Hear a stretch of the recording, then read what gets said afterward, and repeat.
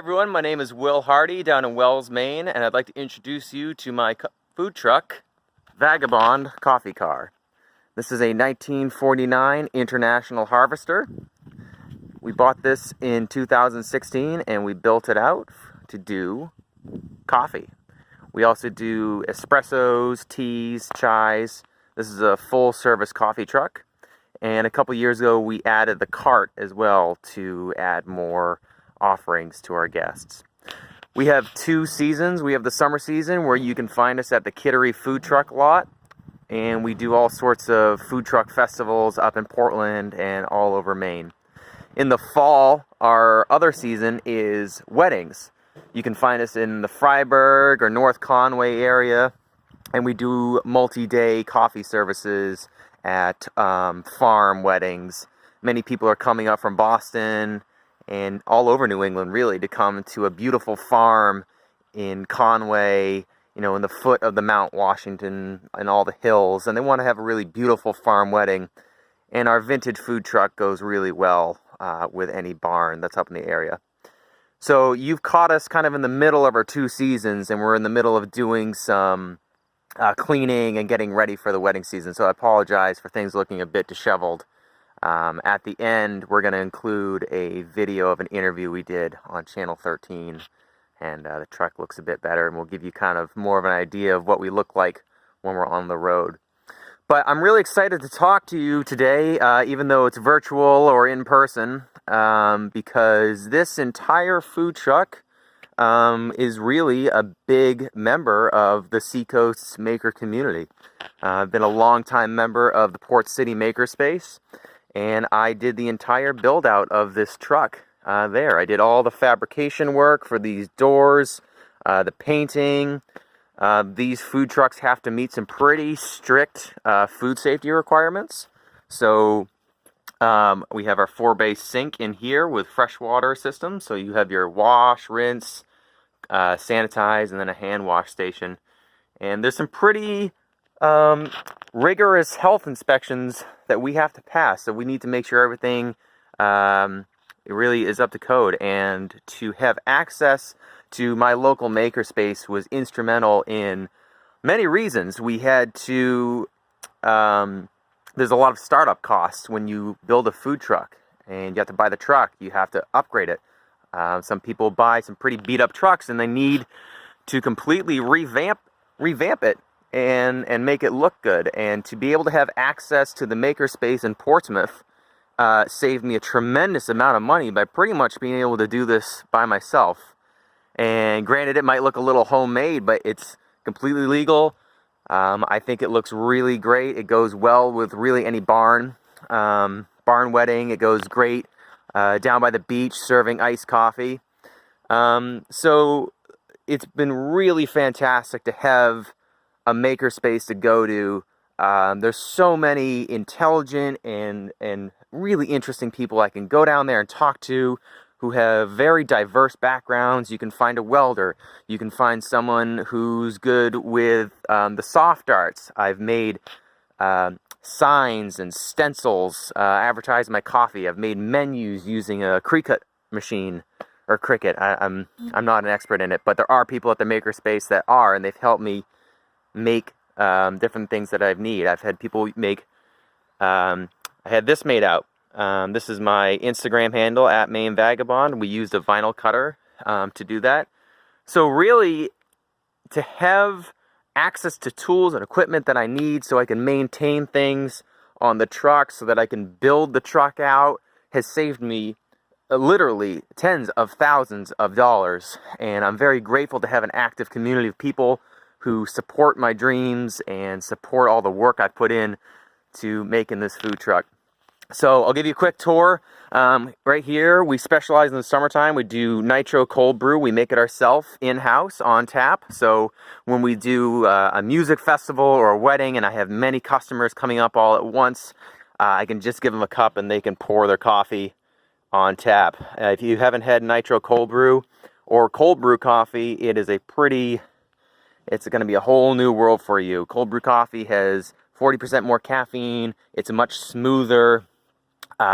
It's a totally different type of iced coffee. And we deliver it to your home. If you are interested in trying some of our coffee or our chais, we have a home delivery service. And in March, when basically the world shut down due to COVID, all of the coffee shops in Portland and in Portsmouth, they had to shut down because they couldn't let anyone inside their stores. And Vagabond, fortunately, was able to meet this new demand for people's coffee fixes because we have a coffee truck, and we were able to take orders and deliver our coffee to people's doorsteps.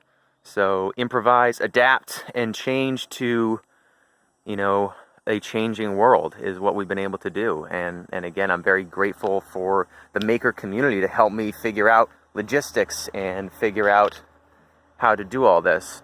So here on our right, we have our hot pot station, so you can order your cup of coffee. And we have our lights and our mediums and our decaf roasts. And this whole door here flips up and closes and latches. So when we're done serving coffee for the day, we close it up and we drive off. So this is a nice kind of dedicated access area for people's hot coffee. It makes it easier for me to handle large lines because people can self-serve their coffee. And we've had to change this a bit during COVID because of health requirements, but that's typically what you can expect to see from our food truck. Inside of the coffee truck, again, we're in the middle of doing a big clean out. So you open the back doors, and in here, you can find our espresso machines. We have this nice big counter space to do all of our espressos with. Our steam wand, everything is in there. And yeah, it's a pretty, I think, an innovative system. It's very popular right now for food trucks to be brought to people's weddings, and that while that's nice, the food trucks usually operate using a generator for power. So you'll be at a farm venue, and your taco truck might show up and they've got a generator, or any food truck, and the generator is running and it's smoky and it's loud and it's unreliable because the generator is expensive and they break, and so it's kind of a big hurdle when you do on-site food truck services. So what Vagabond has done is we're completely electric free. Our service is completely silent. We don't need any electrical source, and that makes for a really nice, calm, pleasant wedding. We do post-wedding coffee services where we'll bring donuts to people, to the whole wedding party that stayed over, and we'll squeeze juice for them so they get the vitamin C. They need that caffeine after a heavy night of celebration, and everyone's kind of getting up and they got to go home, but they're hungover and they're dragging. So we'll pour some nitro cold brew. We'll squeeze them some fresh squeezed orange juice. We have everything you need. This is a full-service coffee shop. So thanks for taking the time. I hope to see you in person next year. We were at the Maker Fair a couple years ago. We had a really great time.